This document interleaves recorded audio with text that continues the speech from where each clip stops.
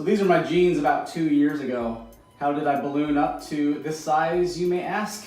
Well, it virtually took no effort at all. I spent years eating the standard American diet. Now, I was a child of the 80s, and in elementary school, we had to learn all about the United States Department of Agriculture's food pyramid, and that was so ingrained in my psyche that it was just the way to eat, it was the way to stay thin, it was the way to stay healthy. And so I want to give you a picture of what just an average day of eating for me was like through most of my adulthood. So, got my notes here. I tracked an average day of eating on MyFitnessPal. By the way, if you don't ever want to feel bad about your food choices, don't ever do any tracking. But anyway, here's just a typical day in the life of Chris here. I would start off with the most important meal of the day and have some orange juice, bowl of Wheaties with some 1% milk, because that's healthier than that whole stuff.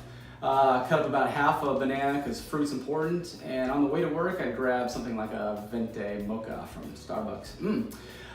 Crazy, because by 8 a.m. I'd already consumed over 833 calories, and that should really sustain me for a long time, but by 10 a.m. I'm starting to feel pangs of hunger. But luckily, my friend brought donuts to the office, so I would slam down maybe 2 Krispy Kreme donuts, and I'm staved off the hunger pangs until lunch. For lunch, I'd go to the gas station and grab maybe 2 slices of pepperoni pizza and a can of Coke to wash it down.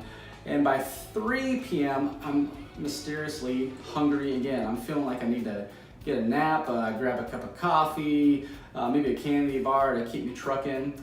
For dinner, I'd have a plate of spaghetti and meatballs, maybe some Italian bread, maybe a side salad, and a glass of red wine. And then right before bed, just a little bit of dessert, maybe a cup of vanilla ice cream. So I tracked an average day, and this was about 2,800 calories, which is right where I should have been for, a growing healthy boy like me. But here's the big scary thing, is that my daily carbohydrate grams in this scenario was over 400 grams. And that's not counting the days where I could sit in front of a TV with a glass of milk and pound down a whole package of Oreos. And that amounts to 197 grams of sugar in a typical day of my life. That also can be converted to 40 teaspoons of sugar.